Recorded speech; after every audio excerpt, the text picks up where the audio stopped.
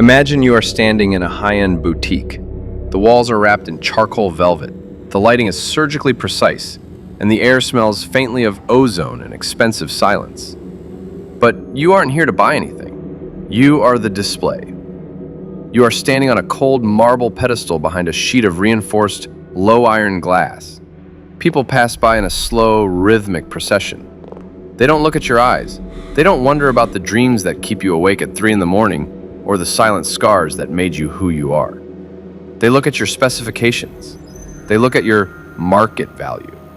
They look at the small, white price tag hanging from your wrist. In this room, you aren't a person. You're an acquisition. You're a strategic asset.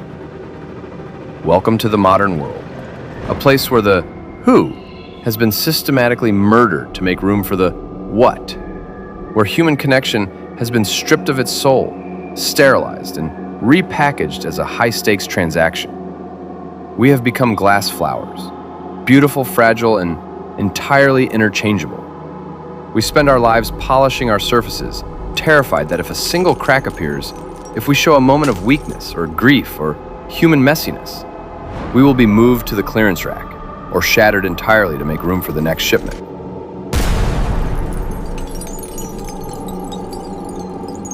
Today, we are performing a psychological autopsy on the transactional age.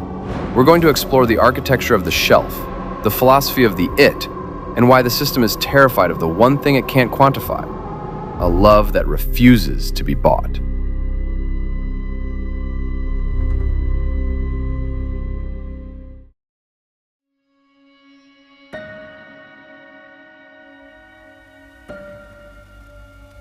Think about the term personal brand. We use it as if it's a tool for success, but it is actually a linguistic cage. A brand is a mark burned into cattle. A brand is a label for soap or laundry detergent. When we apply it to ourselves, we are surrendering our humanity to the logic of the warehouse. We don't share our lives anymore. We manage our outreach. We curate our aesthetics like we're designing a storefront. We measure our self-worth in the cold, digital applause of strangers who wouldn't stay to help us if our car broke down in the rain. We've been convinced that if we aren't high value, we are no value. This is the architecture of the shelf. It's a mental framework that forces you to view every handshake, every date, and every friendship as a negotiation. We've been taught to ask, what do they bring to the table, instead of what is in their heart? We've turned the kitchen table into a boardroom table. When you live on the shelf, you suffer from internalized obsolescence. It is a chronic, low-level anxiety that never leaves you. You sit in your room watching the newer models arrive on your screen every time you scroll. You feel the constant crushing pressure to upgrade, to fix your face, your bank account, your personality. Not because you want to be better, but because you are afraid of being outdated. But competition is for products. Love is for people. You cannot win a heart by having the best features. And yet, the market tells you that if you are lonely, it's your fault. It tells you that your features aren't impressive enough. It tells you to work harder at being a product, and eventually, a customer will choose you. But customers are fickle. Customers don't stay when the product breaks. They don't care about the product's internal pain. They just want their money's worth. And when we treat ourselves like products, we shouldn't be surprised when the world treats us like trash the moment we stop performing at peak efficiency.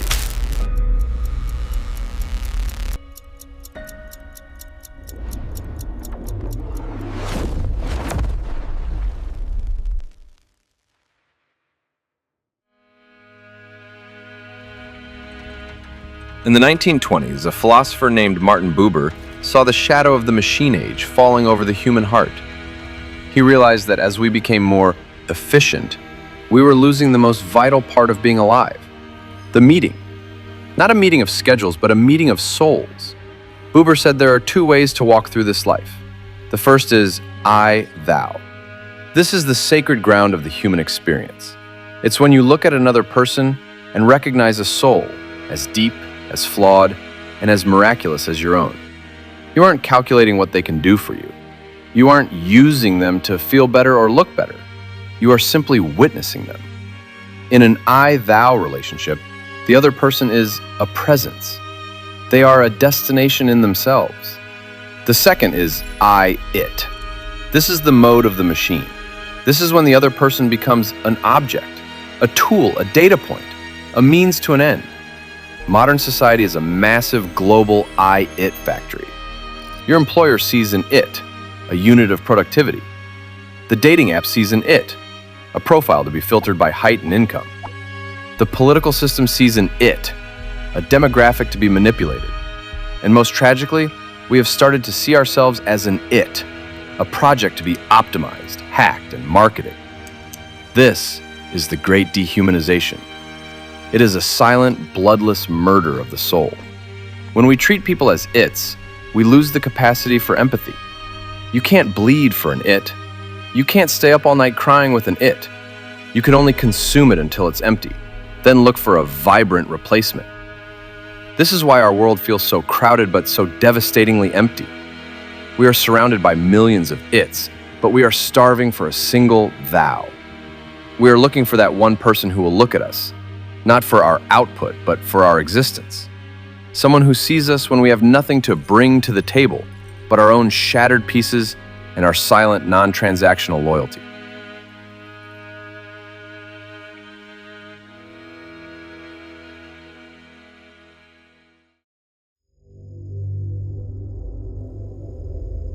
In the world of economics, there is a term you need to understand because it is being used as a weapon against your spirit. Fungibility. It describes a good that is completely interchangeable. 1 gallon of gasoline is fungible with any other gallon. $1 is fungible with another dollar. It doesn't matter which one you have, as long as the value is the same. The ultimate goal of a transactional society is to make you fungible. If you are unique, you are a problem for the algorithm. Unique things have leverage. Unique things can't be replaced by a cheaper, more compliant alternative. Unique things require patience, individual care, and long-term loyalty. They are inefficient. They don't fit into the spreadsheet. But if you are fungible, if you are just another glass flower on a pedestal, you are easy to manage. If you get sick, if you get depressed, if you start asking too many questions, the system simply discards you and picks up the next one. After all, the specs are the same. Your replacement is just a click away. This is the lie they tell men, that your only worth is your bank account and your utility. This is the lie they tell women, that your only worth is your youth and your marketability. We are being standardized like parts in a factory. We are being told that our humanity, our loyalty, our weirdness, our capacity for irrational, deep devotion is a bug that needs to be patched out of the software. Have you ever felt like a placeholder? That gnawing feeling that you are just holding a spot until someone better comes along? That is the feeling of being fungible. It is the most profound insult to the human spirit. It tells you that you are not a thou. You are just a unit. And here's the psychological paradox. The more you try to be perfect for the market, the more fungible you become. By trying to fit into the high-value mold, you are erasing the very flaws and quirks that make you irreplaceable. You are turning yourself into a mass-produced item while wondering why nobody values you as a masterpiece. We are burning our capacity for love to keep the furnace of the marketplace running. But what happens when the furnace is full and we are still freezing?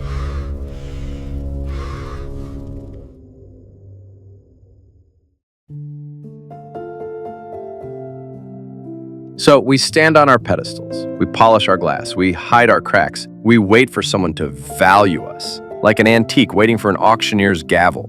But the secret, the one truth the elite, the algorithms, and the transactional gurus don't want you to know is that the boutique is a prison, and the only way to be free is to break.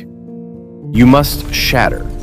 You must embrace everything the market calls useless: vulnerability, grief, loyalty to those who have absolutely nothing to give you back. You must refuse to be a product. You must choose to be a thou in a world of its. This isn't just a choice, it's a moral rebellion. A machine can't love you because love has no return on investment. Love is the only thing that is truly anti-market. It is the recognition that a human being is priceless, specifically because they cannot be replaced. You cannot find an upgrade for a soul you have truly seen. You cannot find a newer model of a human being who has walked through the fire with you and stayed. Don't be a product. Be a problem. Be someone so complex, so messy, and so deeply human that no spreadsheet can contain you. Value a hug over a metric. Value a quiet morning over a productivity hack. Value the person who stays when you are at your lowest market value, because they are the only ones who truly see the masterpiece. The dream of a real future, a sanctuary where people are neighbors instead of networks, where connection isn't a currency and love isn't a performance. It starts with a refusal to view yourself as a biological robot. It starts with looking at this transactional nightmare and saying, I am not for sale, and neither is my heart. Shatter the glass. Let the cold, real air hit your skin. Let the world see the cracks. Because it's through those cracks that the thou finally speaks. It's through the cracks that the light finally gets in. In the end, the boutique will close. The pedestals will gather dust. The price tags will rot away. But the love we gave for no reason at all, that is the only thing the universe will ever remember.